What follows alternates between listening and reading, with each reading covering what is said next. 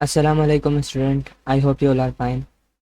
आज हम अपना बायोलॉजी का चैप्टर नंबर 6 स्टार्ट करने जा रहे हैं, दैट्स प्रोकैरियोट्स। इससे पहले हमने जो है बायोलॉजी में चैप्टर नंबर 5 वायरस को कंप्लीट किया था। उसकी अब हमने वायरस को किस तरह पढ़ा था पहले हमें ये जानना है। हमने वायरस को जो है पहले उसकी क्लासिफिकेशन देखी थी ऑन द बेसिस ऑफ जो उसका स्ट्रक्चर, होस्ट, और फिर क्लासिफिकेशन के बाद उसके फंक्शन, उसका एक्शन जो भी है और उसकी नेचर क्या थी। इस तरह से हमने करके चैप्टर को कंप्लीट किया था और उसके कुछ आखिरी में डिजीज़ भी देखी थी। तो ये प्रोकैरियोट जो है, जिसमें हम बैक्टीरियाज के बारे में पढ़ेंगे जो किंगडम मोनेरा में इंक्लूड कराए जाते हैं। इस चैप्टर में भी तकरीबन वायरस की तरह ही हम इसको स्टडी करेंगे। मतलब इसमें जो है पहले क्लासिफिकेशन, फिर इसका फंक्शन, फिर इसके मतलब जो है इसके एक्शंस वगैरह, और फिर जो है हम इसकी डिजीज़ जो ये कॉज करता है, इस तरह से हम जो है इसका चैप्टर पूरा कंप्लीट करेंगे। इसकी लाइफ साइकिल को भी पढ़ेंगे। तो ये सब चीज़ें हम प्रोकैरियोट्स में इंक्लूड करेंगे। तो चैप्टर स्टार्ट करने से पहले हमें ये पता होना चाहिए भाई प्रोकैरियोट्स हैं क्या। और प्रोकैरियोट्स को हमें सबसे अच्छी तरह पढ़ने का जब पता चलेगा जब हम इनको क्लासीफाई करेंगे कि कौन सी क्लासिफिकेशन में आते हैं, फिर हम इनको और अच्छी तरह जान पाएंगे। ओके, तो प्रोकैरियोट्स अभी आप सिंपल वर्ड में तो ऐसे समझ सकते हो कि इनको बैक्टीरियाज कहा जाता है, जिसमें बैक्टीरियाज आते हैं सारे प्रोकैरियोट्स में। अब हम प्रोकैरियोट्स होते कौन क्या है, हमने जैसे आपको पता है जैसे सेल के चैप्टर में दो तरह के सेल्स देखे थे।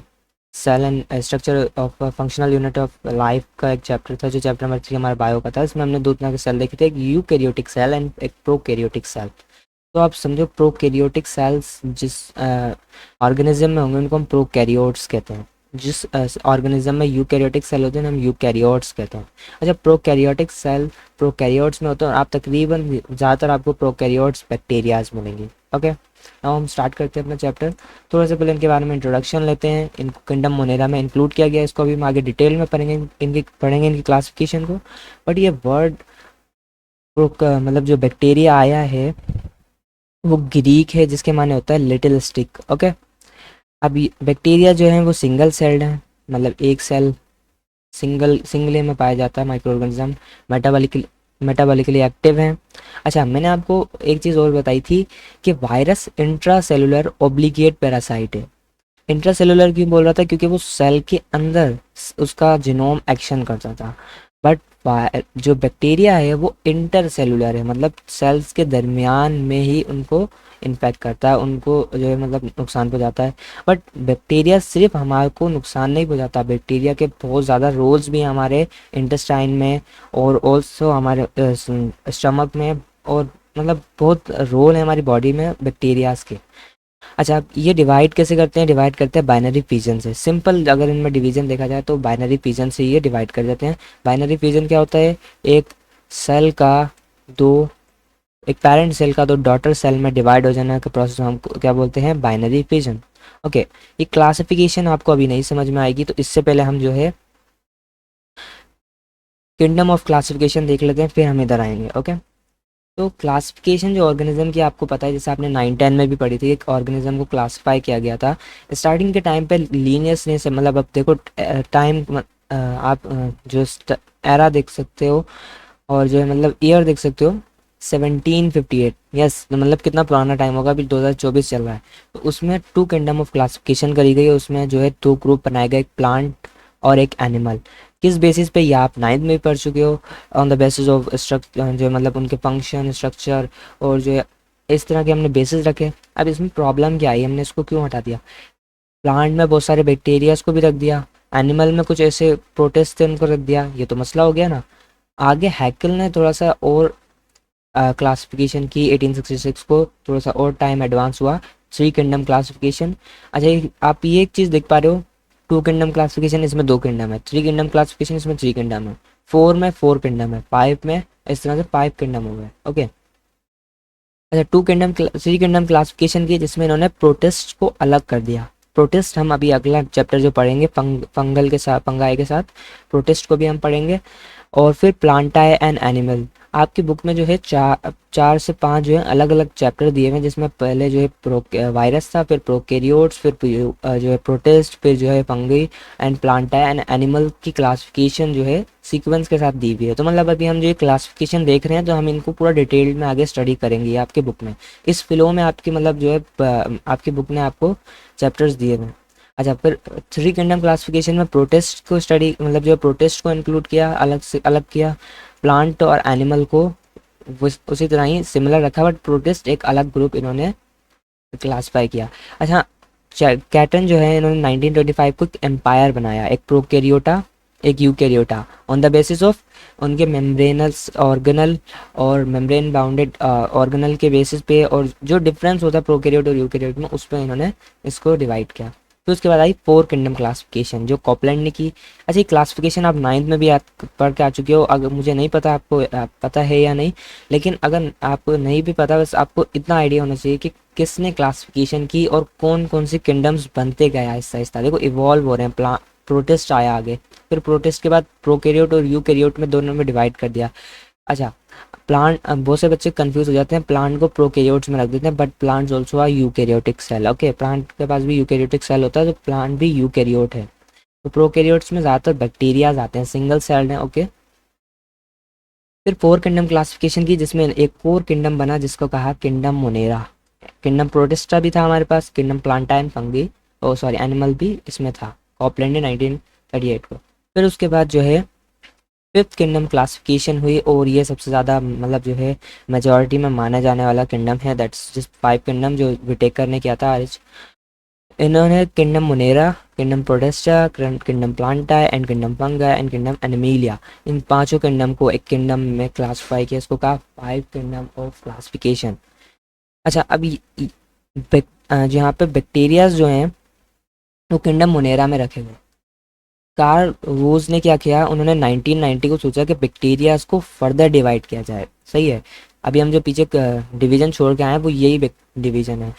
कार्ल रोज ने ये सोचा कि बैक्टीरियाज को किंगडम मोनेरा से और फर्दर डिवाइड किया जाए, तो फर्दर डिवाइड करने पे इन्होंने 3 किंगडम बनाए। किंगडम, एक तो बैक्टीरिया रखा, एक आर्की और एक यूकैरिया।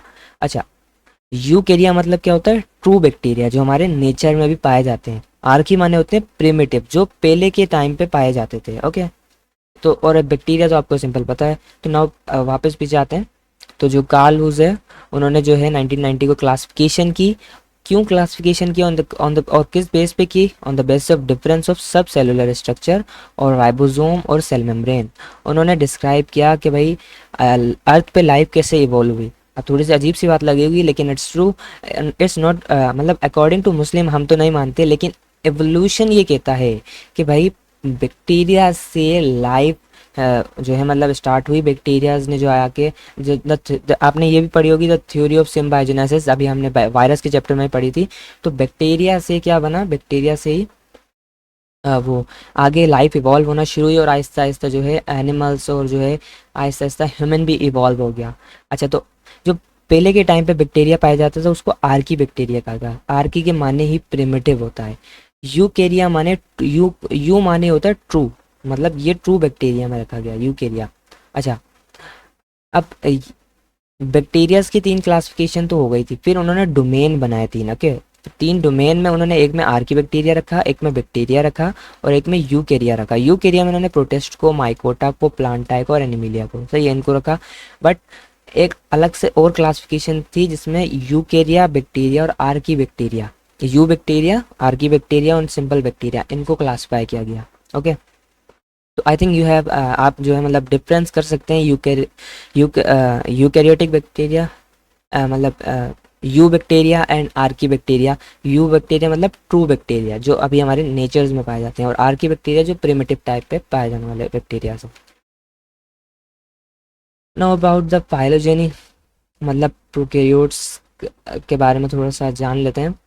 प्रोकैरियोट्स जो है मतलब ज़्यादातर प्रिमिटिव हैं, मोस्ट प्रिमिटिव। क्यों? क्योंकि ये फर्स्टली मतलब जो अर्थ पे आए थे, और जो है मतलब अर्थ पे जब आए थे तो आपने अगर बिग बैंग थ्योरी के बारे में पढ़ा हुआ, तो उसने ये कहा था कि भाई अर्थ जो है बिल्कुल एक तरह से सन से एक बहुत बड़े ब्लास्ट से बनी थी। एक बहुत बड़ा मतलब ब्लास्ट हुआ था जिससे हमारी अर्थ भी जो है एक आग का गोला बना हुआ था उस वक्त, तो उस वक्त रेडिएशन बहुत ज़्यादा एक्सपोज थी यहाँ पे, बहुत कम ऑक्सीजन तो ना, बिल्कुल ज़ीरो थी, एक तरह से समझ सकते हो। कंडीशन बिल्कुल ऐसी थी जिस पे कोई लाइफ इवॉल्व ही नहीं हो सकती। लेकिन जो प्रोकैरियोट्स थे, कहते हैं कि भाई वो इन्होंने आए, उन्होंने यहाँ पे लाइफ इवॉल्व की, आहिस्ता आहिस्ता जो है ऑक्सीजन, कार्बन डाइऑक्साइड जो है एटमॉस्फेयर में प्रोड्यूस की, जिसकी वजह से बारिशें वगैरह भी होने लगी और अर्थ का टेम्परेचर जो है गिरता गया और अर्थ कूल होती गई, फिर उसके बाद लाइफ इवॉल्व हुई है। तो एक एविडेंस कह रहे हैं फॉसिल्स की जो हमें मिली कि 3.5 बिलियन ईयर अगो, मतलब अर्थ जो है, अर्थ को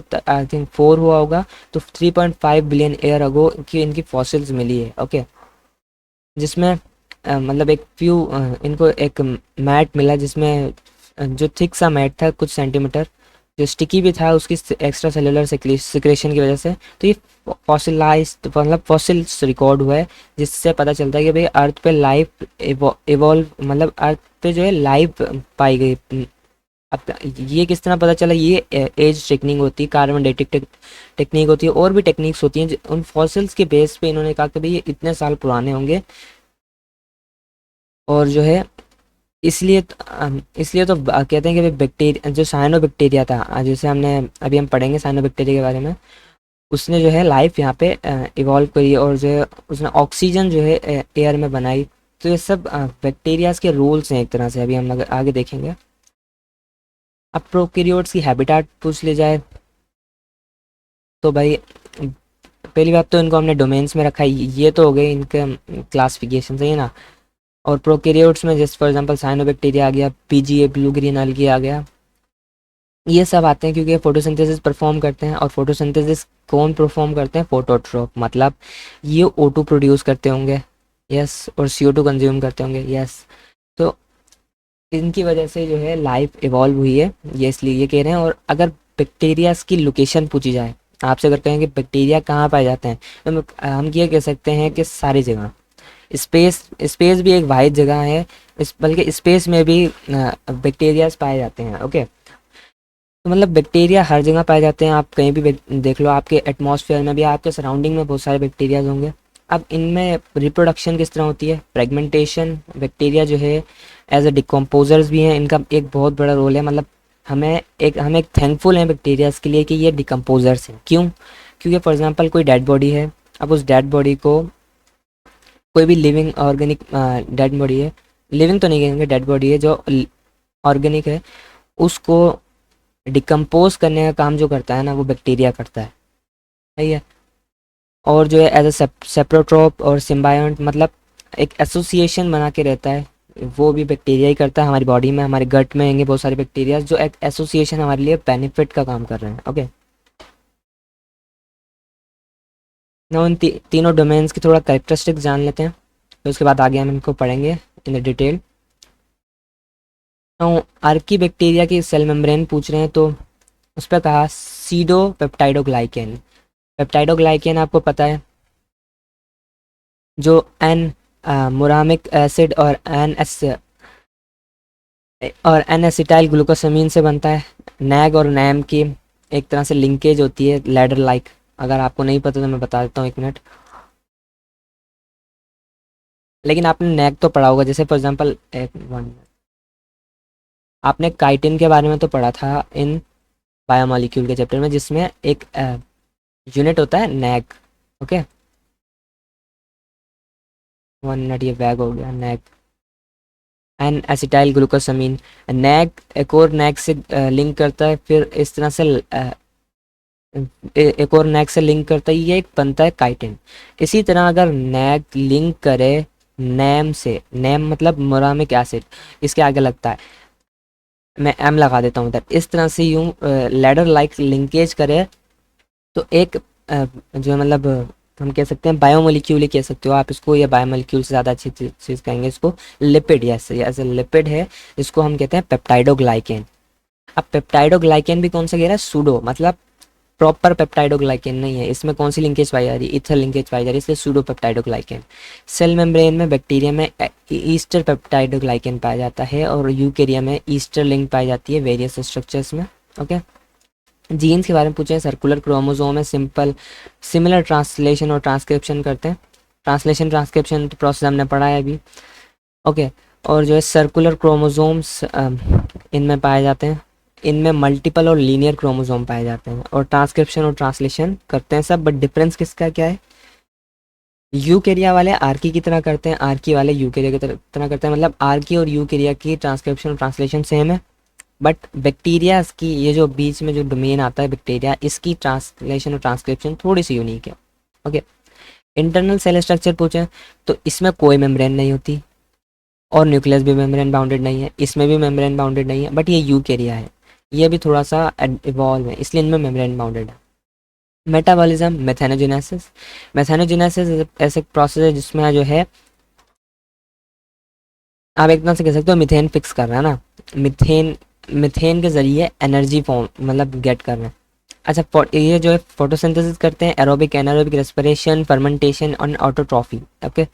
ये फोटोसिंथेसिस एंड सेलुलर रेस्पिरेशन करते हैं। रिप्रोडक्शन आप देखोगे तकरीबन सेम, ये एसेक्सुअल में दोनों मोड है, मतलब जेनेटिक जीन ट्रांसफ़र भी करते हैं एसेक्सुअली, और ये सेक्सुअल और एसेक्सुअल बोथ वे में रिप्रोड्यूस करते हैं। ओके।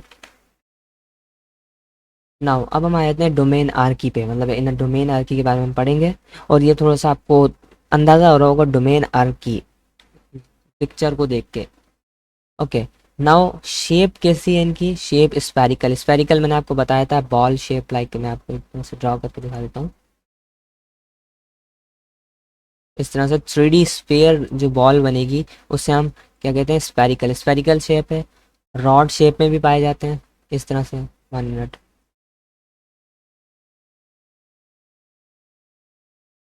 रॉड शेप में पाए जाते हैं, लोब शेप में या स्क्वायर, सही है, आर्की।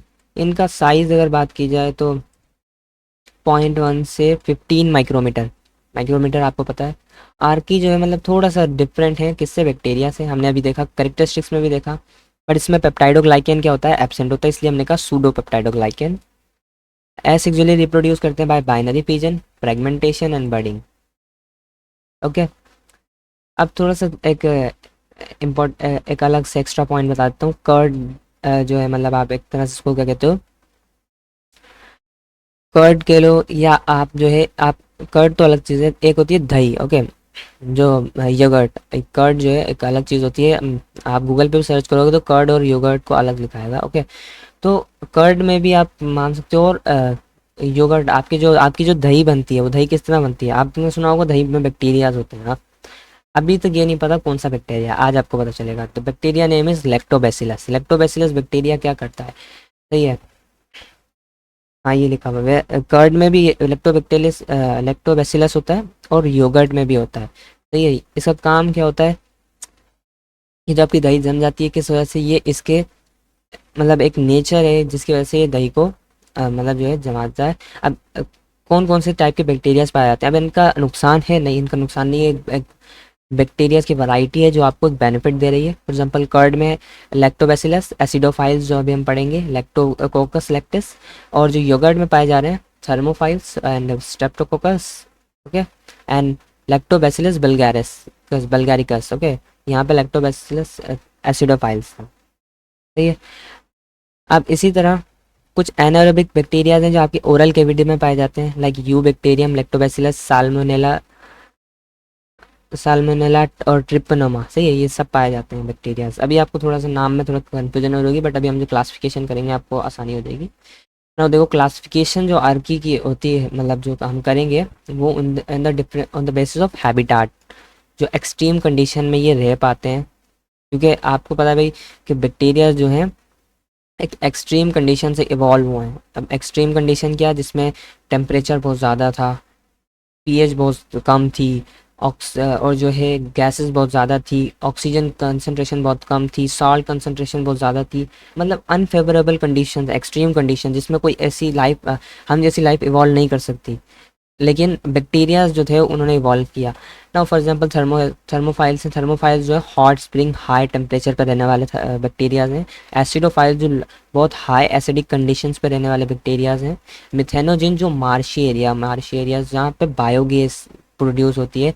फॉर एग्जांपल इन गट में प्रोड्यूस होती है बायोगैस जिससे हम एनर्जी ऑब्टेन करते हैं। मिथेनोजिन्स। हैलोफाइल जो हाई सॉल्ट कंसनट्रेशन में रहते हैं, मतलब इनकी ग्रोथ ही हाई सॉल्ट में होती है।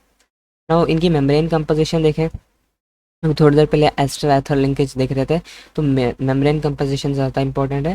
देखो हाइड्रोकार्बन अटैच करते हैं, हाइड्रोकार्बन की चेन मतलब ये आपको बोल रहा है फैटी एसिड एक तरह से, जो ग्लाइसरोल से अटैच करते हैं by ether linkage, okay, rather than ester. आपको पता है ये क्या है, ये लिपिड, और लिपिड में आपने एस्टर लिंकेज पढ़ी है, बट यहाँ पे कौन सी लिंकेज हो रही है, ईथर लिंकेज हो रही है।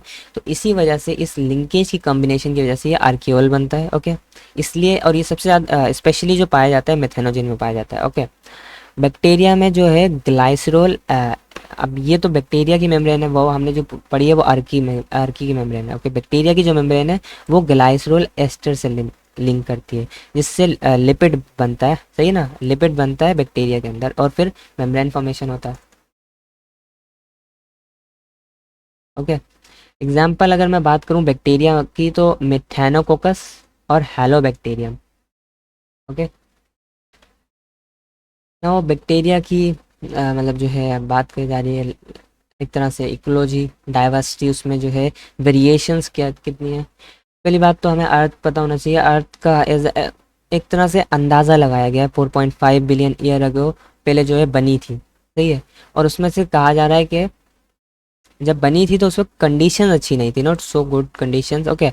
बहुत ज़्यादा टेम्परेचर हाई था, वॉल्केनिक एक्टिविटीज़ हो रही होंगी क्योंकि अब लावाज निकल रहे होंगे, और बहुत कम ऑक्सीजन होगी, मतलब ऐसी कंडीशन थी कि उधर लाइफ इवॉल्व नहीं कर सकते, ठीक है।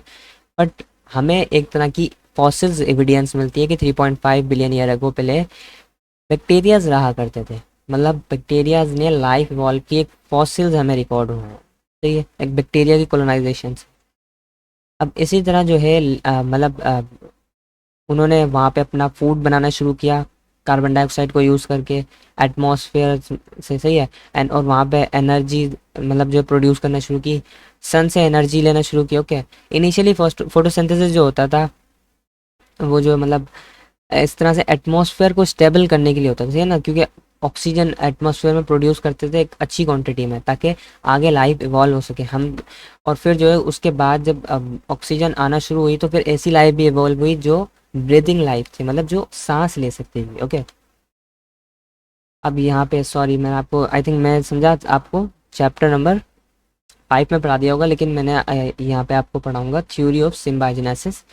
थ्योरी ऑफ सिम्बायोजेनेसिस क्या बोलती है, ये थोड़ा सा एवोल्यूशन है।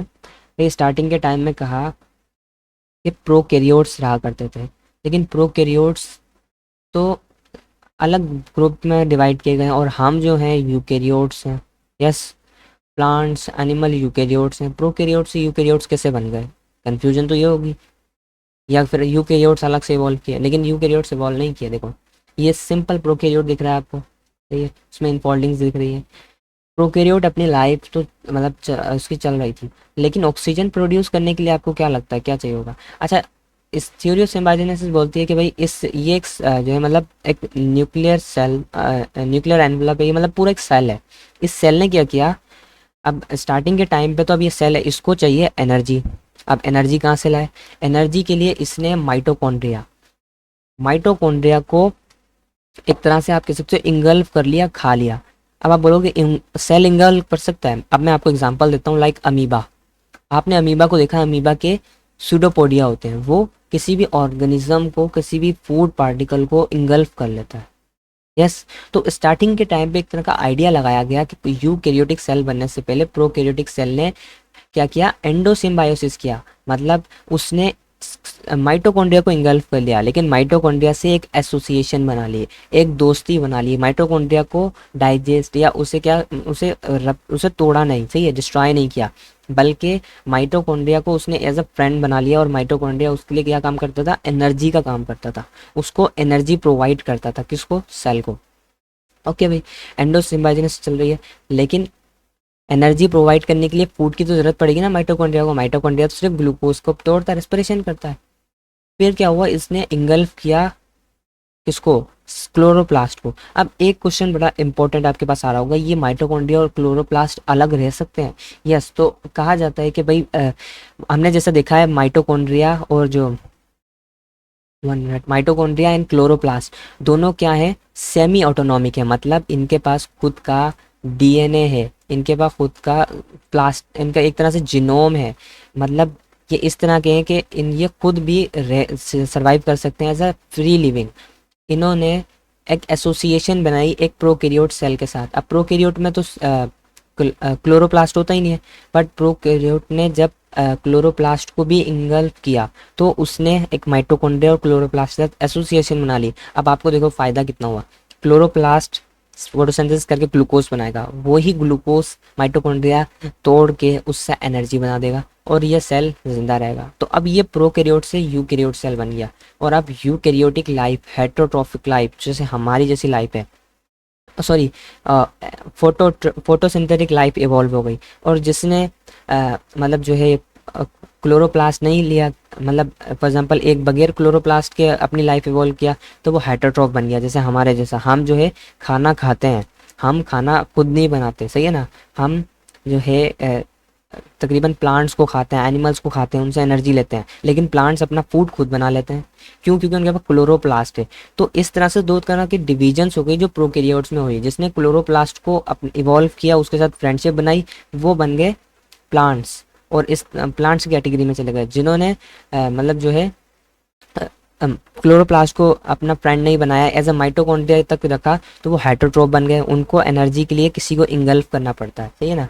इंगल्फ करके खा जाते हैं वो उन्हें, जैसे हमारे जैसे ऑर्गेनिज्म, जैसे एनिमल्स। तो इस तरह से यूकैरियोट्स भी आगे इवॉल्व होना शुरू है। तो अब क्वेश्चन है कि ये भी आएगा कि भाई ये तो सिंगल सेल हैं और हम मल्टी सेलुलर हैं। तो आहिस्ता आहिस्ता डिविजन्स हुई, आहिस्ता आहिस्ता ऑर्गेनिज्म इवॉल्व हुआ। पहले जो है कुछ लोअर ऑर्गेनिज्म आए, फिर हायर की तरफ बढ़ने लगे, और फिर और हायर, इसी तरह तो जो है मतलब बनने लगे। लेकिन ये सारे एवोल्यूशन है और एक तरह का मतलब सिर्फ माइंड की जो थ्योरीज दी हुई हैं, ये कोई प्रॉपर बात नहीं है जिस किसी ने बैठ के देखी हो कि भाई ऐसा हुआ है, सही है ना।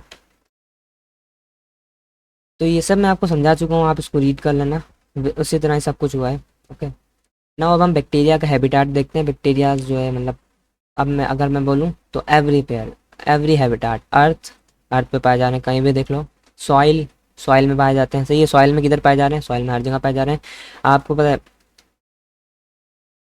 जो प्लांट्स हैं ना, उनके लिए भी बहुत अहम रोल प्ले करते हैं। उनके लिए नाइट्रोजन फिक्स करते हैं। अगर नाइट्रोजन प्लांट को नहीं मिले तो नाइट्रोजन मतलब प्लांट के लिए भी नुकसान है अगर नाइट्रोजन नहीं मिलता उसे, सही ना। आप फॉर एग्जांपल दालें जो होती हैं उनमें प्रोटीन कहाँ से आता है? प्रोटीन नाइट्रोजन से बनता है। और नाइट्रोजन को फिक्स करने के लिए नाइट्रोजन बैक्टीरियाज होते हैं, वो उनके साथ एक सिम्बायोटिक एसोसिएशन बना के रहते हैं, सही है। रॉक्स पत्थरों पे बहुत पाए जाएंगे, ओशंस में पाए जाएंगे, आर्टिक स्नो एरियाज में पाए जाएंगे, हमारे गट्स में पाए जाते हैं। आपको एवरीवेयर मिलेंगे, इसलिए जो है कोई परफेक्ट लोकेशन नहीं है, सही ना, हर जगह पाए जाते हैं। अब बैक्टीरियाज की दो क्लासिफिकेशन करी गई है on the basis of respiration, सही है। अब रेस्पिरेशन भी दो तरह की होंगी, क्योंकि आगे जितना लाइफ इवॉल्व होती गई उतना ज़्यादा कॉम्प्लेक्सिटीज़ बढ़ती गई, सही है ना। भाई स्टार्टिंग में देखो आप, एक सिंपल सेल था, उसने माइटोकॉन्ड्रिया को किसी ने इवॉल्व किया, तो किसी ने क्लोरोप्लास्ट को। कोई जो है एरोबिक वे में कर रहा होगा, कोई एनारोबिक वे में। तो एरोबिक वे में कौन सा होता है? जो ऑक्सीजन को यूज़ करता है। जहाँ पे ऑक्सीजन अवेलेबल नहीं है तो वो ऑक्सीजन को यूज़ नहीं करेगा। ओके, कुछ होते हैं CO2 और H2O प्रोड्यूस करने वाले हैं, सही है। और कुछ होते हैं CO2, इथेनॉल और लैक्टिक एसिड, क्योंकि एनारोबिक का बाय प्रोडक्ट लैक्टिक एसिड बनता है। अब एरोबिक ये क्यों है? क्योंकि ये सॉइल में रह रहे होंगे, वाटर में, या ओपन सरफेस पे रह रहे होंगे जहाँ पे ऑक्सीजन इनको अनलिमिटेड मिल रही होगी। बट कुछ ऐसे एरियाज भी होंगे जैसे हमारे इंटेस्टाइन में अभी रहते हैं, सही है। कई मार्शी एरिया होंगे जहाँ पे ऑक्सीजन नहीं होती, तो इसलिए इनको एनारोबिक वे में रेस्पायर करना पड़ता है ताकि एनर्जी बना सकें। लेकिन आपको पता है एनारोबिक से सिर्फ 2 ATP मिलते हैं, इसलिए लेस एनर्जी बनती है। इसलिए कोलेस्ट्रेडियम या ई कोलाई जो हमें पढ़ा होगा अपने 10 में, इनको जो है एनारोबिक में यूज़ करते हैं। बट ये एरोबिक वाले बहुत ज़्यादा एनर्जी प्रोड्यूस करते हैं, लाइक लैक्टोबैसिलस, तो आप ये हम पढ़ के आ रहे हैं, मायोबैक्टीरियम। ओके, ये भी जो है एरोबिक वे में रेस्पायर करते हैं। now अब हमारे डोमेन बैक्टीरिया, आर्की को हमने तकरीबन बहुत अच्छी तरह पढ़ा है। थ्योरी ऑफ सिम्बायोजेनेसिस आपको पता होना चाहिए, एक मतलब एवोल्यूशन के हिसाब से बहुत अच्छी थ्योरी। और ये आपको थ्योरी पता है कंफ्यूज कब करेगी, अगर आपने इसको अभी नहीं याद किया? 12 में करेगी, क्योंकि 12 में एवोल्यूशन का पूरा चैप्टर है, सही है। और बहुत डिटेल्ड में दिया हुआ है, तो फिर उसको भी रीड पढ़ने में आपको मुश्किल होगा। और प्रोटोबैक्टीरिया इसमें आते हैं। अब आपको ये पता होना चाहिए कि भाई ग्रुप डोमेन जो होते हैं उसको आगे फर्दर क्लासिफाई करते हैं तो फाइलम में करते हैं। ओके, तो अब हमने यहाँ फाइलम एक तो प्रोटोबैक्टीरिया रखा है। क्या इनमें करेक्टर है? फ्री लिविंग है, सिम्बायोंट आपको पता है कि एसोसिएशन बना के रहते हैं, और पैथोजेनिक, पैथोजन। अब इनके एग्जाम्पल हेलिकोबैक्टर पाइलोरी जो स्टमक में अल्सर कॉज करता है। साल्मोनेला टाइफी जो पॉइजन फूड पॉइजनिंग करता है। एक एक क्लेमाइडियास क्लेमाइडोमोनास होना चाहिए, क्लेमाइडिया से पता नहीं। ये ग्राम नेगेटिव है। ग्राम स्टैनिंग टेक्निक के साथ मैंने आपको ये भी बताया था कि हाउ टू हम ग्राम स्टैनिंग कैसे करते हैं, सही है, ग्राम स्टैनिंग टेक्निक के साथ, सही है ना। अब ये जो क्लेमाइडियस है ये ऑप्लिकेट इंटरसेलुलर पैरासाइट है, ओके, मतलब बैक्टीरिया है, सही है। सेल वॉल है इसके पास बट इसमें पेप्टाइडोग्लाइकन कम होता है। अब इसके एग्जांपल्स क्लेमाइडियास, थ्रोमाइटिस जो एसटीडीज करता है, सही है ना। अब स्पायरोकेट्स जो स्पायरल शेप का है, फ्री लिविंग है, और फ्री लिविंग है, एनारोब और पैथोजेनिक पाया जाता है, इसमें फ्लैजिला प्रेजेंट है, ओके। कौन एग्जांपल टर्पिनोमा पैरिडियम जो साइफ्लिस एज ए डिजीज करता है, ये सारी डिजीज आगे हम पढ़ेंगे।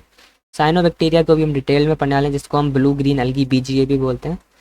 ये इसमें क्लोरोफिल प्रेजेंट है। क्लोरोफिल प्रेजेंट है तो मतलब फोटोसिंथेसिस करता है, और ये एक्वाटिक एनवायरनमेंट में प्रेजेंट पाया जाता है। प्रोक्लोरकस और जो है अबंडेंट पाया जाता है। प्रोक्लोरोकोकस, सही है, ये फोटोसिंथेटिक है क्योंकि इस ये इसकी एक एग्जांपल है, ये फोटोसिंथेटिक होता है और इसने अर्थ पे और जो है मतलब ऑक्सीजन को अ, अ, लाने में एक बहुत बड़ा रोल प्ले किया है। ऑक्सीजन जो है अर्थ पे इवॉल्व हुई, जिससे फिर जो है ब्रीदिंग लाइफ इवॉल्व हुई। ग्राम पॉजिटिव बैक्टीरिया एक जो पैथोजेनिक और डिकम्पोजर का काम करता है। थिक वॉल है, outer membrane, okay, like Clostridium बोटेलियम जो बॉटलिज्म डिजीज करता है, एंड बैसिलस एंथ्रैक्स जो एंथ्रैक्स डिजीज कॉज करता है। नाउ अब हमारे साइनोबैक्टीरिया, ओके। आफ्टर 1 मिनट हम स्टार्ट करते हैं।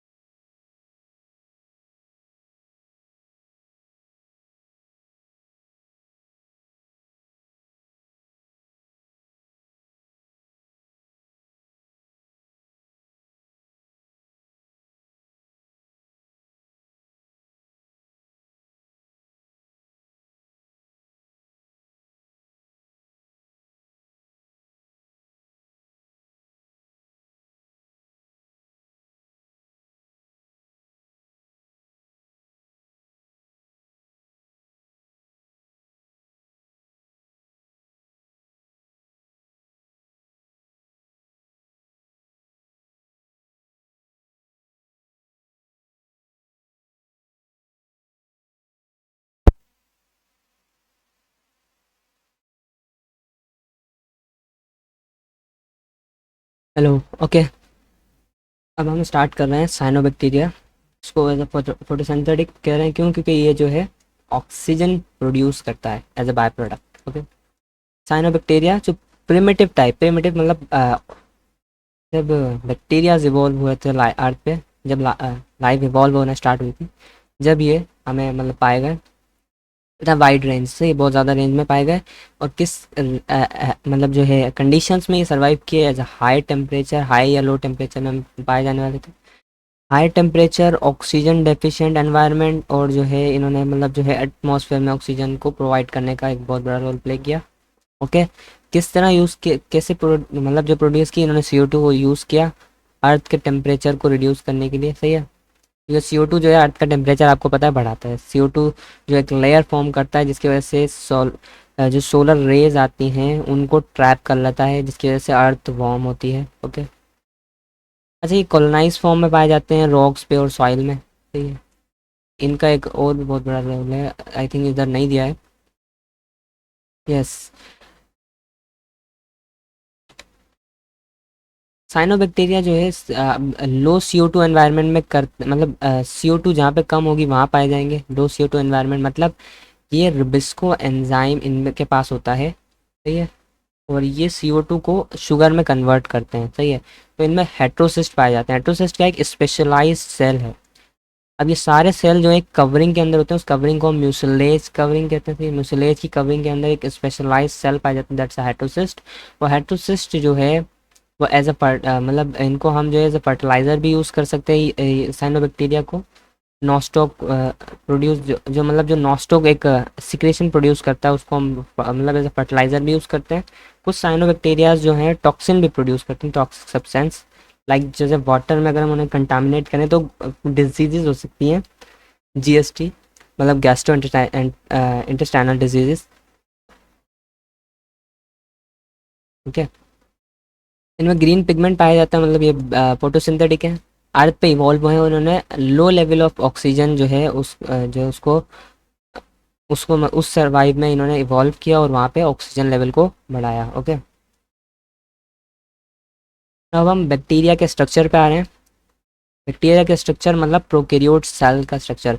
वैसे जो है ना, ज़्यादातर मैंने जो इंस्टीट्यूट है कोई भी मतलब ज़्यादातर टीचर्स ये करते हैं कि इसका जो मतलब सेल्स का टॉपिक जो है प्रोकैरियोट्स का, उसको सेल स्ट्रक्चर एंड फंक्शन में ही पढ़ा देते हैं। और बेटर है, क्यों? क्योंकि अभी आप कुछ बच्चे ऐसे होंगे जिन्होंने इसका बेसिक्स नहीं पढ़ रखा होगा इस चैप्टर का। तो अब वो जब इसको पढ़ेंगे इसकी सेल्स को, तो वो बोलेंगे क्या हो रहा है यहाँ से ना, ये सेल मेम्ब्रेन कैसे बन गई, ये क्या हुआ। तो अगर आप चैप्टर 3 देख के आते हो तो आपको थोड़ा सा अच्छी तरह ये समझ में आएगा। ओके, बैक्टीरिया का स्ट्रक्चर। हाँ, ओके, तो मैं इसकी जो है ऊपर आपको यहाँ पे प्रोवाइड कर दूंगा वीडियो, आप यहाँ से पहले देख लेना। अच्छा, बैक्टीरिया का स्ट्रक्चर किस तरह का है, इसमें पहली बात तो हम इसको 3 डिस्टिंक्ट रीजन में डिवाइड करते हैं। एक अपेंडेज जो उसको लोकोमोट कराएगा, उसको मूवमेंट कराएगा, लाइक फ्लैजिला एंड प्लाई। ये साइड में जो छोटे छोटे आपको हेयर लाइक प्रोजेक्शन दिख रहे हैं, ये प्लाई हैं, सही है, ये देखो पाइलस। और ये जो लॉन्ग टेल जैसा दिख रहा है, जिसको अभी हम आगे देखेंगे, ये फ्लैजिला में जो इसको सेल को मूव कराता है, सही है ना। और किस मीडियम में मूव कराता है, कोई एक्वाटिक मीडियम हो, कोई वाटरी सब्सटेंस जैसा मीडियम हो, उसी में ये फ्लैजिला मूव कर पाता है। ओके, अच्छा, जिस सेल की कवरिंग होती है एक तो, जिसमें कैप्सूल है, आपको वो कैप्सूल जो है उसका आउटर मोस्ट होता है, लाइक ये देखो, ये आउटर मोस्ट कैप्सूल है। फिर उसकी कवरिंग में जो है एक सेल वॉल आती है एंड देन सेल मेम्ब्रेन आती है, सही है, प्लाज्मा मेम्ब्रेन जिसे कहते हैं। फिर साइटोप्लाज्मिक रीजन आता है। साइटोप्लाज्मिक रीजन जहाँ पे डीएनए प्लाज्मिड पाया जाएगा। देखो, ये न्यूक्लियोइड्स पाया जाए, मतलब इसका डीएनए पाया जा रहा है यहाँ पे। अंदर इंक्लूजन बॉडीज होती हैं, मीजोजोम्स होते हैं जो रेप्लिकेशंस में हेल्प करते हैं, ये इसका पूरा साइटोप्लाज्म है, ठीक है। प्लाज्मिड भी पाया जाता है इसकी एक्स्ट्रा करेक्टरिस्टिक्स को शो करने के लिए। और राइबोसोम्स जो प्रोटीन सिंथेसिस करते हैं। ओके, ना ये फिर आपको यहाँ पे बताया हुआ है सेल वॉल जो और सेल मेम्ब्रेन जो उसकी कवरिंग है। सेल वॉल आउटर होता है, सेल मेम्ब्रेन उसके अंदर होता है। और अगर सबसे ज़्यादा आउटर मोस्ट पूछें तो वो ग्लाइकोकैलेक्स प्रोटेक्टिव कवरिंग है, सही है। और ग्लाइकोकैलेक्स को अगर हम कंडेंस कर दें, सही है, तो एक कैप्सूल या स्लाइम जो बनता है, सॉफ्ट स्टिकी सा बनता है उसके एनवायरनमेंट में, सही है। क्यों बनता है? ताकि उसे जो है अनफेवरेबल कंडीशन में सर्वाइव कर पाए, सही है ना, क्योंकि जितने अच्छे उसकी कवरिंग होगी उतना अच्छा वो सर्वाइव कर पाएगा, ठीक है। बाकी सारी चीज़ें वो मैंने आपको बता दी हैं। कैप्सूल जो प्रोटेक्ट करता है उसको मतलब जो है पैथोजेनिटी में, एक्शंस में, डब्ल्यूबीसीज के। और इसका जो कैप्सूल है वो उसको एक तरह से जो है अगर किसी बैक्टीरिया पे बायोफिल्म मतलब उस पर कैप्सूल लगा हुआ है तो वो बहुत ज़्यादा हार्डर हो जाता है उसे किल करना, कंपेरिजन टू विदाउट कैप्सूल, ठीक है। अब थोड़ा सा gram positive and gram negative bacteria के बारे में बात कर लेते हैं। Gram positive and negative bacteria, I hope मुझे पता होगा, आपको पता है कि क्या होता है ये, बट अभी हम इनके थोड़ा करेक्टर्स के बारे में बात कर रहे हैं। पॉजिटिव वाला, अगर मैं थोड़ा सा इनके बारे में, इनके ग्राम रिएक्शन के बारे में बात करना चाहूँ, अगर हम इनकी ग्राम स्टैनिंग करें तो पॉजिटिव वाला जो है कलर को रिटेन रखता है। अब मैंने इस पे जो है एक कलर स्टेन किया, फॉर एग्जांपल ग्राम स्टेनिंग में पर्पल कलर या वायलेट कलर, तो इसने उसको रिटेन किया। बट इसी तरह ग्राम नेगेटिव वाले पे मैंने सफारिन को, मतलब सफारिन कलर जो हमने इस पर लगाया, तो जो उससे क्या हुआ, वो डी कलराइजेशन के बाद क्या हुआ, वो कलर को उसने मतलब रिटेन नहीं किया, वो ग्राम नेगेटिव हुआ, सही है। इसकी सेल वॉल थिक होती है 20 से 80 नैनोमीटर और इसकी थिन है। पेप्टाइडोग्लाइकेन इधर मल्टी लेयर थिक पाया जाएगा, यहाँ पे सिंगल लेयर थिन पाया जाएगा। इलास्टिसिटी, अब जितना थिक होगा उतना रिजिड होगा और लेस इलास्टिक होगा, जितना थिन होगा उतना ज़्यादा इलास्टिक होगा और कम रिजिड होगा, कॉमन सेंस है। आउटर मेम्ब्रेन इसमें नहीं होती, इसमें आउटर मेम्ब्रेन पाई जाती है। इसमें जो है अमीनो एसिड्स कुछ पाए जाते हैं इसकी वॉल पे, सेल वॉल पे आपको पता है वैरायटी ऑफ अमीनो एसिड पाए जाते हैं। इस पर कुछ मतलब बहुत तरह के अमीनो एसिड पाए जाते हैं सेल वॉल पे।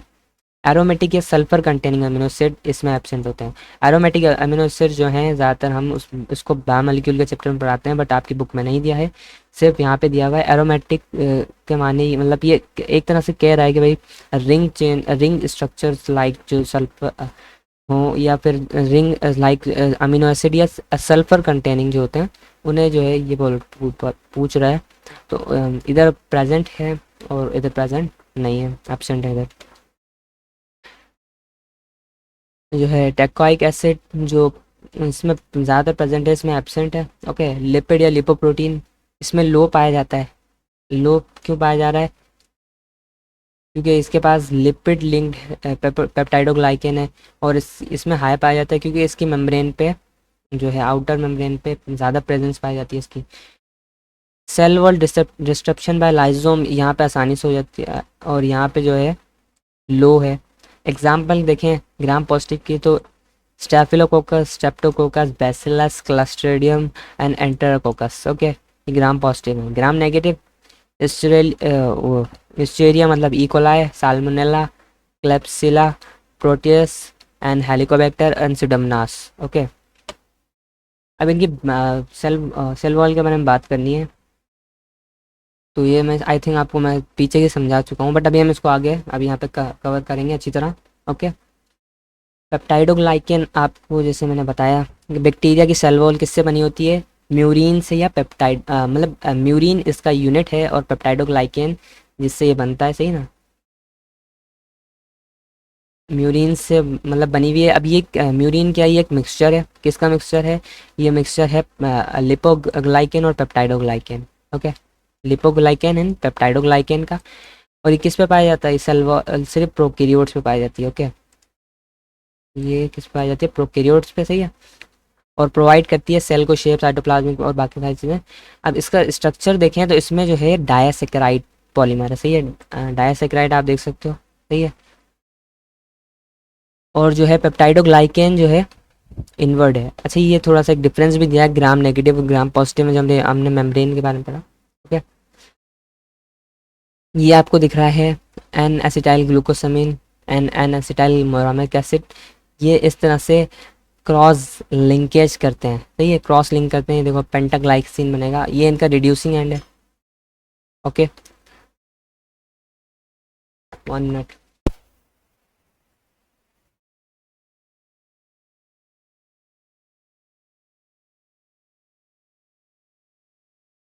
ओके, अब यहाँ पे पेप्टाइडोग्लाइकेन जो है इनवर्ट आपको देखी जा रही है, और सेल वॉल जो है वो यहाँ पे एडेरेंस आपको शो कर रहा है। ओके, अब यहाँ पे ग्राम पॉजिटिव और नेगेटिव में डिफरेंस क्या है? या देखो, ग्राम पॉजिटिव में आउटर का मेम्ब्रेन नहीं है, सही है। ग्राम नेगेटिव में आउटर मेम्ब्रेन है।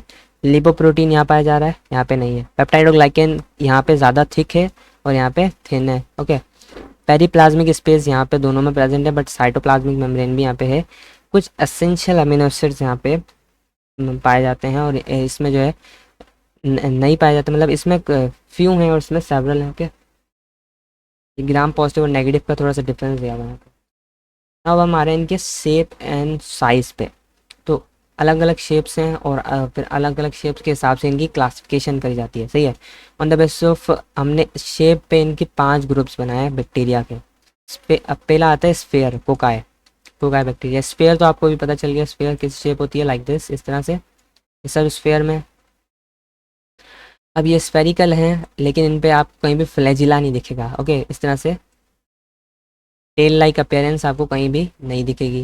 ओके, तो अब इनमें भी क्लासिफिकेशन है। अगर दो स्फेयर एक साथ जो पेयर में हैं तो हम इनको कहते हैं डिप्लोकोकाई। मतलब स्ट्रेप्टोकोकस नमूनिया जिसे हम कहते हैं, वो डिप्लोकोकाई शेप में आपको पाया जाता है।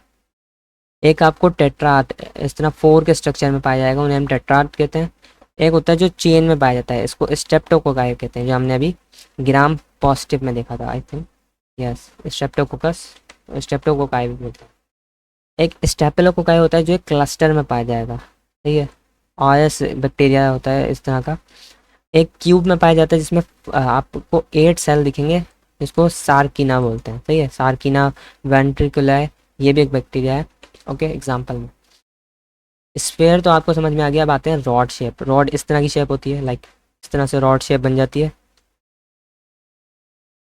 तो ये रॉड शेप के होते हैं और इनमें फ्लैजिला पाया जाता है किसी किसी में, इसलिए तो कह रहे हैं may be flagella present.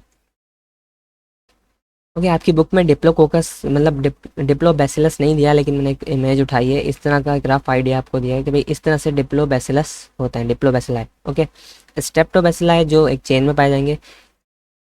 Difference क्या है कोकाई और बैसिलाई में? ये सिर्फ बैसिलाई रॉड शेप के होंगे, वो कोकाई थे स्फेयर शेप के हैं। और डिप्लो, स्टेप्टो, स्टेपिलो ये सब वैसे ही होंगे। देखो स्टेप्टो बैसिलाई हो गया जिसमें बैसिलस एंथ्रेकिस आते हैं, और कोकस बैसिलस, अब ये एक अलग से आपको थोड़ा स्पेसिफिक सा नाम लगा होगा। सही है, कोका माने होता है कोकाई शेप जो स्फेरिकल है, एंड बैसिलस रॉड शेप। तो इसकी ना तो रॉड शेप है ना पूरी तरह से स्फेयर है, तो इसलिए इसको कोको बैसिलस कहा गया है। ओके, और यहाँ पे है फ्लैजिलेटेड रॉड शेप का, जिसमें साल्मोनेला टाइफी पाया जाता है जो सिंगल एग्जिस्ट करता है, जो बैसिलाई है। सही ना, बैसिलस। एक आता है पैलिसेड्स में, जो इस तरह से पैकेट्स की फॉर्म में अवेल मतलब जो अरेंज होता है, रिजेंबल करते हैं एक दूसरे से, जिसमें साइनोबैक्टीरियम और डिप्टेरिया डिप्टेरिया जो है ये सब इसमें मतलब इंक्लूड करे जाएंगे पैलेसाइड्स में। फिर आते हैं स्पाइरला शेप। स्पाइरला शेप क्या है? थोड़ी सी बीच में से कर्व है, देखो ना, मिडिल पोर्शन जो है थोड़ा सा कर्व है, थोड़ा सा डीपली कर्व है, और इसमें सिंगल सेल है, मतलब सेल है, और स्पाइरलम है, मतलब इसमें फ्लैजिला पाया जा रहा है। तो ये इसकी एग्जांपल है हाइलोकोबैक्टर पाइलोरी, ये भी बैक्टीरिया है एक, ये स्पाइरला शेप है।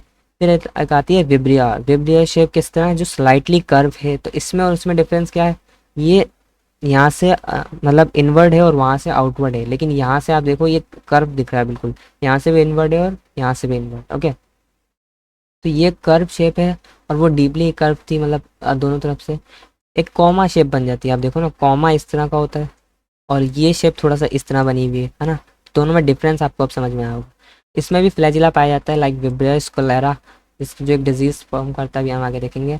एक शेप होती है स्पायरोकेट्स, जो लॉन्ग होगी, बिल्कुल लॉन्ग, एक तरह से कीड़ा जो होता है ना उसकी तरह की, स्लेंडर और फ्लेक्सिबल कॉर्क स्क्रू शेप होती हैं स्पायरोकैट्स, लाइक ट्रिपनोमा पैलिडियम नाम का बैक्टीरिया में पाई जाती है। अच्छा, ये शेप्स कैसे पता चली? ये शेप्स जो हैं जब हम माइक्रोस्कोप से या माइक्रोस्कोपी टेक्निक से इनको हम मतलब जो है फाइंड करते हैं या इस पर रिसर्च करते हैं, स्टडी करते हैं। नाउ एक और टॉपिक आता है, that's endospore formation in bacteria. What is endospore? ये हमें पता होना चाहिए। जैसा मैंने बताया कि भाई बैक्टीरिया ने सबसे पहले लाइफ इवॉल्व की। अब उस वक्त तो बहुत हार्श कंडीशन थी, एनवायरनमेंट में टेम्परेचर भी बहुत ज़्यादा था, इतना ज़्यादा टेम्परेचर के अनएक्सपेक्टेड, और यूवी एक्सपोजर भी बहुत ज़्यादा था, इस तरह की कोई ओजोन लेयर भी नहीं थी उस वक्त तो, और ऑक्सीजन का लेवल तो बहुत कम था। सही है, और अगर हमारे एनवायरनमेंट में कुछ बैक्टीरिया को अनफेवरेबल अभी भी कोई कंडीशन लगती है ना, तो वो अपने आप को रेजिस्ट करता है, बचाता है। तो वो एक अपने ऊपर एक कवरिंग बनाता है, कैप्सूल और सेल मेम्ब्रेन और सेल वॉल से काम नहीं चल रहा होता, तो फिर वो एक कवरिंग बनाता है जिसको कहते हैं एंडोस्पोर। ओके, बैक्टीरिया एक एडेप्टिव मतलब एनवायरनमेंट चेंज के मतलब एडेप्टिव करेक्टरिस्टिक रखता है। एनवायरनमेंट अगर एनवायरनमेंट में थोड़ी सी चेंजिंग आई, ये उसमें इवॉल्व करने की कोशिश करता है। लाइक कोई भी हार्श कंडीशन आ जाए न्यूट्रिएंट की, तो उसमें जो है एक एंडोस्पोर बना लेता है इनिशिएटेड करके। अभी हम देखेंगे किस तरह बनाता है, किस लिए बनाता है, ताकि बच सके किससे, मे बी कोई हाई मतलब टेम्परेचर बहुत ज़्यादा हो गया, टेम्परेचर ज़्यादा होने से भी नुकसान है, यूवी रेडिएशंस उसे डैमेज कर रही हुई, या कोई केमिकल उस पर अप्लाई कर दिया, या कोई एंजाइमेटिक डिस्ट्रक्शन। अच्छा, इसी तरह हमारी बॉडी में अगर कोई बैक्टीरियल इन्फेक्शन होता है, तो हमें ज़्यादातर तो जो मतलब हम ओल्ड पहले की दवाइयाँ ले रहे होते हैं, या कोई भी इस तरह की एंटीबायोटिक्स जो ले रहे होते हैं, वो काम नहीं करती। क्यों? क्योंकि बैक्टीरिया जो है एक रेजिस्टिव पावर रखता है, जिसकी वजह से वो मतलब एक रेजिस्टेंट बना लेता है अपने अंदर। तो फिर वो केमिकल एक्सपोजर उसको कोई नुकसान ही नहीं पहुँचाता, तो उससे बहुत ज़्यादा मुश्किल हो जाता है किल करना। अब यहाँ पे जो है किस तरह सर्वाइव करता है, मतलब अब ये जो एंडोस्पोर बनाता है, ये कोई 2-3 घंटे या 3-4 हफ्तों के लिए नहीं बनाता, ये लॉन्ग पीरियड मतलब 10-10, 20-20, 50-50 या 100-100 सालों के लिए ये ऐसे फॉर्मेशन करता है एंडोस्पोर। ओके, ताकि उस कंडीशन में सर्वाइव कर सके। अब एंडोस्पोर डेवलपमेंट किस तरह होती है, अब हमें ये पता होना चाहिए। कुछ बैक्टीरिया के आप एग्जांपल ले रहा है, क्लोस्ट्रीडियम और बैसिलस। सही है, जो अनफेवरेबल कंडीशन में एंडोस्पोर को फॉर्म करते हैं। किस तरह फॉर्म करते हैं ये हमें देखना है। 3 तरह की लेयर्स अपने अंदर फॉर्म करते हैं। देखो ये एक वेजिटेटिव सेल है, सही है। फर्स्ट लिस्ट स्टार्टिंग ये क्या करेगा, ये एक सेप्टम बनाएगा। सेप्टम एक सेपरेशन कर रहा है। एक तरह समझो आप अपने घर में एक दीवार खींच लेते हो और एक रूम टाइप का स्ट्रक्चर आपके घर में तैयार हो जाता है। तो एक तरह से सेप्टम बना रहा है ताकि एक सेपरेट मतलब घर बन सके। क्यों बना रहा है, ताकि उसमें बैक्टीरिया को मतलब अपने जो मतलब इम्पोर्टेंट जो मतलब जो भी उसकी बॉडी का चीज़ें होंगी, जो फॉर एग्जांपल प्रोटीन्स वगैरह जैसी चीज़ें होती हैं, इनको ज़्यादातर डिस्टर्ब होने का या मतलब एक तरह से कह सकते हैं डिस्ट्रॉय होने का खतरा होता है। तो इन सब के लिए एक सेप्टम बनाता है। उसके बाद एक स्पोर बनाएगा, सही ना, स्पोर इंगल्फ करेगा। फॉर एग्जांपल कोई भी स्पोर है उसको इंगल्फ कर लेगा, सही है। अब ये एक मदर सेल है और ये एक फोर स्पोर है, सही है। अब ये दोनों एक साथ एक एसोसिएशन आपको लग रही होगी। अब इसने आउटर एक कवरिंग भी बना ली है जिसको कोट सिंथेसिस किया कॉर्टेक्स का, ठीक है। अब ये जब तक इस कंडीशन में रहेगा जब तक इसको एक मतलब फेवरेबल कंडीशन नहीं मिल जाती। जैसे फेवरेबल कंडीशन मिलेगी एक्सट्रीम से, तो ये वापस से उसको लाइसिस करेगा स्पोर मदर को, और वापस से एनवायरनमेंट में अगली लाइफ को इवॉल्व मतलब जो है वहाँ पे लिव मतलब जो है एक तरह से लाइफ को कंटिन्यू करेगा।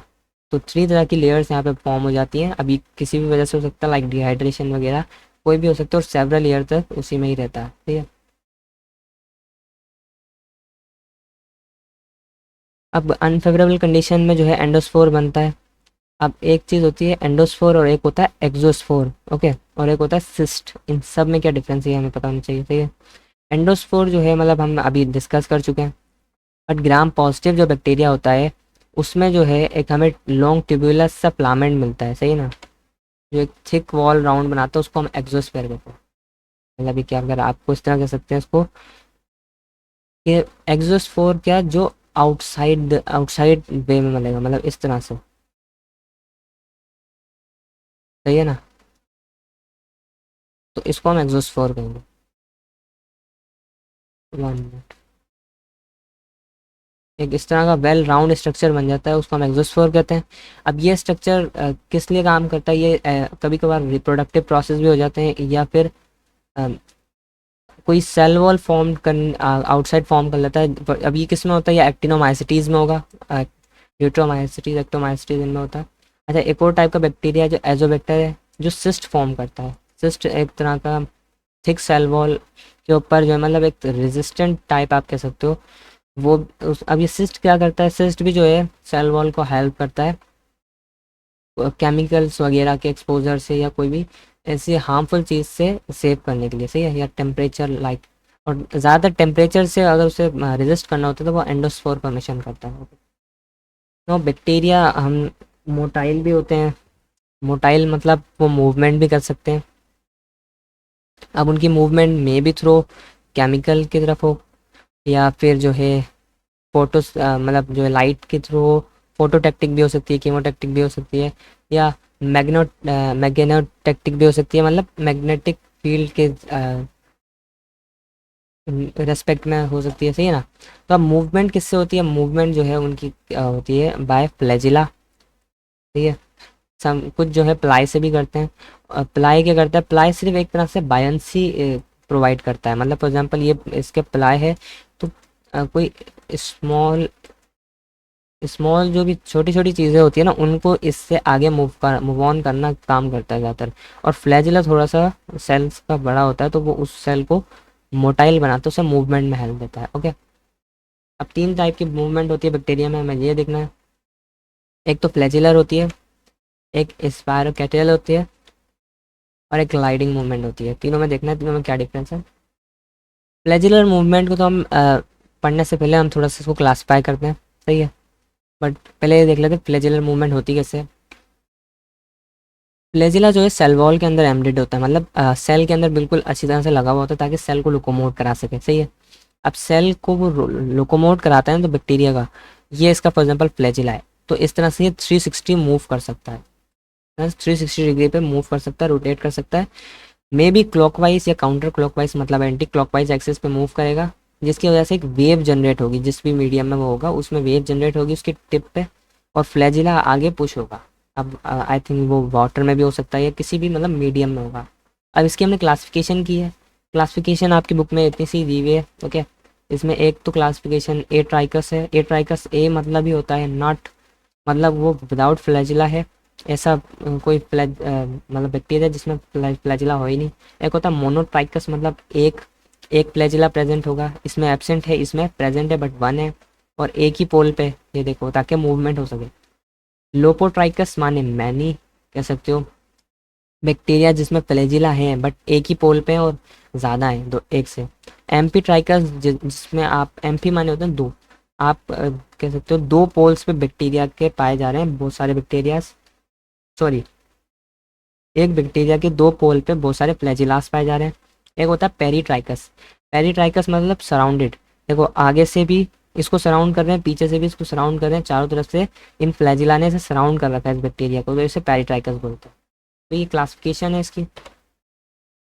ना स्पायरोकेटियल मूवमेंट ऐसी मूवमेंट है जिसमें मतलब जो है एक्सियल फ्लामेंट, इस अब ये इस तरह की मूवमेंट आप समझ सकते हो जिसमें फ्लेक्सिंग, स्पिनिंग या स्विमिंग टाइप की मूवमेंट होती है, जिसमें एक फ्लेक्सिबल हेलिकल बैक्टीरिया जो है, जिसमें फ्लैजिला नहीं होता बल्कि उसमें एक एनवेलप लाइक स्ट्रक्चर होता है, ठीक है, जो जिसको हम पेरिप्लाज्मिक फ्लैजिला भी बोलते हैं। एक तरह से फ्लैजिला नहीं है प्रॉपर, लेकिन एक पेरिप्लाज्मिक फ्लैजिला है, एक्सियल फाइबर है, या एंडोफ्लैजिला कह सकते हो, जो उसको मूवमेंट कराने में काम करता है, ठीक है, जब ये रोटेट करेगा। ग्लाइडिंग मूवमेंट किस तरह होती है? अब ये एक इस तरह की मूवमेंट है जो ज़्यादातर आपको साइनोबैक्टीरियम मतलब साइटोफेगा में पाई जाएगी, या माइकोप्लाज्मा में शो होगी, सही ग्लाइडिंग मूवमेंट। इसमें क्या करता है, वो अपने अंदर के फ्लूइड की मदद से, फॉर एग्जांपल यहाँ पे एक तरह से हुक है, इधर इसने सिक्रेशन मतलब इधर इसने हुक को अटैच किया और जो है कॉन्ट्रैक्ट से रिलैक्स करा, रिलैक्स करेगा, आगे मूव करेगा, हुक को हटाएगा, फिर आगे हुक को लगाएगा, इस तरह से रोटेट करता हुआ, कॉन्ट्रैक्ट और रिलैक्स करता हुआ जो है ये किसी भी सॉलिड सरफेस से ये मूव करता है। लाइक कोई भी सब्सट्रैक्टम हो सकता है, अब सब्सट्रैक्टम माने वुड, बार्क, शेल, इन सब से जो है ये मूव करता है। और इसमें ये सिर्फ इसको मूवमेंट में नहीं, इसको रिप्रोडक्शन में भी और किसी चीज़ के सिक्रेशन में भी हेल्प करते हैं, सही है, किसी भी सब्सट्रैक्टम, इस तरह की मूवमेंट। ओके, नाउ अब हम फ्लैजिला का थोड़ा सा स्ट्रक्चर को देखते हैं इन डिटेल। फ्लैजिला जो लॉन्ग थिन सा स्ट्रक्चर है, जो 20 नैनोमीटर, ओके 20 नैनोमीटर का स्ट्रक्चर है। आप सेल के तकरीबन सेल को मूव कराने के लिए इन सेल को मूव करवा पाता है, ये सही है। एक तरह का अपेंडेज है सेल के लिए, सेल का जो है मतलब एक तरह से आपका उसका लिम्ब है, या उसके लिए हाथ या पाँव एक तरह से कह सकते हो, सही है, जो उसको एक अट्रैक्टेंट मूवमेंट दिला पाता है। अब फ्लैजिला के तीन पार्ट है, बट पहले बात की जाए, फ्लैजिलिन प्रोटीन से बनता है ये। फ्लैजिला के तीन पार्ट हैं, हुक, फिलामेंट और बेसल बॉडी। बेसल बॉडी जो है बिल्कुल सेल के अंदर अच्छी तरह लगी हुई होती है, जिसके अंदर एक सी रिंग कप शेप की मोटर कॉम्प्लेक्स पाई जाती है। मोटर कॉम्प्लेक्स क्या करती है, हमें पता है फ्लैजिला 360 पे घूमता है, 360 पे घूमेगा तो उसे मोटर कॉम्प्लेक्स ही घुमा सकती है, जो इनर मेम्ब्रेन में ज्वाइन है। फिर वो बेसल बॉडी के साथ जो इनर लगी हुई है वो हुक से ज्वाइन होती है। मतलब आप समझो एक मोटर को जो है एक पाइप से ज्वाइन कर दिया और वो पाइप को 3D घुमा रही है, तो इस तरह का एक फ्लैजिला लाइक स्ट्रक्चर बन जाएगा, सही है। अब ये एक रीजन यहाँ पे आता है हुक। हुक जो है फ्लैजिला को और बेसल बॉडी को ज्वाइन करता है, सही है। तो उसके बाद आता है फिलामेंट, सही है। फिलामेंट या फ्लैजिला का लास्ट पोर्शन जिसको फिलामेंट कहते हैं, और उसके ऊपर क्या होती है, टिप, ओके। ये एक डिफरेंट स्ट्रक्चर है जिसमें मोटर पोर्शन आपको पाया जाएगा बेसल बॉडी पे, और ये फिलामेंट वाला स्ट्रक्चर है जिसको मूवमेंट में हेल्प करेगा, ओके। और बाकी सब यही है, बट सी रिंग कैसे मूव करती है? अब सी रिंग ऐसे कोई खुद ही मतलब जो उसको मोटर है तो करंट दोगे नहीं। इसमें क्या होता है, एटीपी हमारी बॉडी में हर ऑर्गेनिज्म की बॉडी में ATP as a energy source होती है। तो एक एटीपी पे सी रिंग एक मतलब जो है मूव करती है 360, सही है ना। तो एटीपी इसे पावर देती है इस मोटर को रोटेट करने के लिए। बैक्टीरिया में जीनोमिक, अगर हम ऑर्गेनाइजेशन के बारे में बात करें, तो बैक्टीरिया में जीनोम जो है न्यूक्लियोइड होते हैं, जो जिसमें डीएनए पाया जाएगा, मतलब डीएनए पाया जाता है हमें यहाँ पे विजिबल होता है इलेक्ट्रॉन माइक्रोस्कोप में, पिक्चर भी दी हुई है यहाँ पे, सही है। इसमें क्रोमोसोम्स भी होते हैं जो लॉन्ग सिंगल मॉलिक्यूल और double standard helical super coil DNA से बने हुए हैं, सही है। बैक्टीरिया के न्यूक्लियोइड्स जो हैं 3500 जीन्स से फॉर्म हुए हुए, मतलब उसमें 3500 जीन्स होती हैं। ओके, लेकिन यूकेरियोट में क्या होता है, बैक्टीरिया का यूकेरियोटिक न्यूक्लियस जो होता है ना, वो थोड़ा अलग होता है। मतलब अगर बैक्टीरिया में हम बात करें तो बैक्टीरिया में न्यूक्लियोइड के पास कोई न्यूक्लियर मेम्ब्रेन नहीं है, बट यूकेरियोट के पास न्यूक्लियर मेम्ब्रेन होती है, हमें पता है। ओके, तो बैक्टीरिया सिर्फ अपनी कॉपी बना सकता है डीएनए की, सही है। और एक ही क्रोमोसोम इसके पास आपको यहाँ पे शो होगा, जिसकी वजह से ये एसेक्सुअली डिवाइड करता है, एसेक्सुअल मेथड से। ओके, बट इसकी कुछ एक्स्ट्रा फीचर्स इसके अंदर पाए जाते हैं, जो कौन कंटेन करता है, वो प्लाज्मिड कंटेन करता है।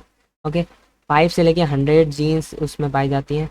प्लाज्मिड जो है इंडिपेंडेंटली रेप्लिकेट कर पाता है। ये किसकी बहुत अहम बात है कि किसी होस्ट की से ज़रूरत नहीं होती रेप्लिकेट करने के लिए, ठीक है। और प्लाज्मिड जो है इस बैक्टीरिया की इम्यूनिटी बढ़ाता है। जितना स्ट्रॉन्ग बैक्टीरिया का प्लाज्मिड है, मतलब समझो उतना स्ट्रॉन्ग बैक्टीरिया है। बैक्टीरिया जो है मतलब उतना हार्ड टू किल होगा, उतना मुश्किल है बैक्टीरिया को किल करना, ठीक है ना। अब मोड ऑफ न्यूट्रिशन बात की जाए बैक्टीरिया में, तो बैक्टीरिया ऑटोट्रॉफिक भी होते हैं और हेटरोट्रॉफिक भी होते हैं। ऑटोट्रॉफिक मतलब फोटोट्रॉफिक, जिसमें वो फोटोसिंथेसिस करेंगे। कीमोटोट्रॉफिक जो केमिकल सब्सटेंसेस को यूज़ करके अ, जो है एनर्जी हासिल करेंगे, केमिकल सब्सटेंस को ब्रोकन डाउन करके। फोटोट्रॉपिक में आते हैं green sulphur bacteria, purple sulphur bacteria. Difference अभी हम इन बात करेंगे। हेटरोट्रॉफिक मतलब जो खुद तो कुछ करेंगे नहीं, सिर्फ दूसरे ऑर्गेनिज्म को खा के अपना काम पूरा करेंगे। तो ये मत कहना कि बैक्टीरिया सिर्फ फोटोसिंथेटिक होते हैं, बैक्टीरिया फोटोसिंथेटिक भी होते हैं, ऑटोट्रॉफिक और हेटरोट्रॉफिक भी होते हैं। मतलब किसी को पैरासाइट मतलब नुकसान पहुंचा के, किसी के साथ एक एसोसिएशन बना के, या फिर कमेंसलिज्म, कमेंसलिस्टिक, म्यूटलिस्टिक, ये सब टाइप्स हैं इसके, सही है। अब ये दोनों हमें देखना है। ऑटोट्रॉफिक तो आपको पता है, जिसमें वो अपना फूड खुद बनाएगा। किस तरह से, कोई CO2 या इनऑर्गेनिक सोर्स से। यस, हमने आज तक फोटोसिंथेसिस कैसा पढ़ा है, जिसमें सिर्फ हमें CO2 मतलब जिसमें हमें जो है क्या क्या ज़रूरत होती है, जिसमें सिर्फ फोटोसिंथेसिस में हमने ये पढ़ा होगा कि भाई CO2 H2 और ग्लूकोज बन गया। लेकिन ऐसा नहीं है। फोटोसिंथेसिस की अभी हम जब टाइप पढ़ेंगे तो आपको थोड़ा समझ में आएगा कि कीमो ऑटोट्रॉफिक भी एज ए फोटोसिंथेटिक कहलाते हैं, सही है, क्योंकि वो भी एनर्जी खुद बना रहे हैं, सही है।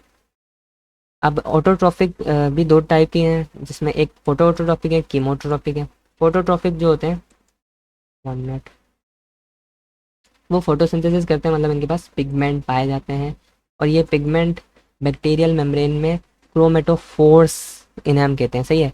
अब ये बैक्टीरिया जो है लाइट को यूज़ करते हैं एज अ सोर्स, और हाइड्रोजन सल्फाइड को मतलब यूज़ करते हैं। अच्छा, फोटो ऑटोट्रॉफिक में भी दो टाइप होती हैं। एक होती है ऑक्सीजनिक, एक एनऑक्सीजनिक। एनऑक्सीजनिक वाले H2S को यूज़ करते हैं, ऑक्सीजनिक वाले H2O को यूज़ करते हैं। इसलिए आप यहाँ पे कंफ्यूज हो रहे होगे कि यहाँ पे H2O क्यों नहीं है, और हमने जो फोटोसिंथेसिस पढ़ा उसमें H2O होता है। तो कुछ जो है H2S को यूज़ करते हैं, सही है। Like purple sulphur bacteria, green sulphur bacteria sulphur को यूज़ करते हैं as a oxidising agent. Okay, और hydrogen donor as a reducing agent. Okay, फिर अब इसी की वजह से ये कार्बन ऑक्सीजन रिलीज नहीं करते, बल्कि क्या ये रिलीज करते हैं, ये सल्फर रिलीज करते हैं। हाइड्रोजन डोनर है ना।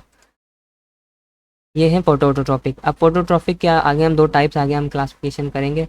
एक होता है कीमोटोट्रॉपिक, जो रॉ मटेरियल्स अभी हम जैसे पढ़ेंगे, नाइट्रोजन, कार्बन और जो है मीथेन, ऐसे रॉ मटेरियल्स, आयरन, इनकी मतलब इसमें क्या होता है, इस इनऑर्गेनिक सब चीज़ों को यूज़ किया जाता है। इनऑर्गेनिक सब्सटेंस की ऑक्सीडेशन की जाती है। इसमें इस तरह से नहीं होता कि जैसे फोटोसिंथेसिस में रॉ मटेरियल को यूज़ करते हैं और कुछ पिगमेंट्स के ज़रिए फूड फॉर्म कर लेते हैं, इस तरह नहीं होता। बल्कि इसमें केमिकल एनर्जी हम कोई ऑक्सीडेशन से मतलब लेते हैं। कोई अमोनिया को हो गया, अमोनिया को एक फिक्स करके, अमोनिया को एक अलग स्ट्रक्चर देके, या नाइट्रोजन को नाइट्रेट में बना के हम मतलब जो कीमोटोट्रॉपिक बैक्टीरिया हैं वो उससे एनर्जी हासिल करते हैं, सही है।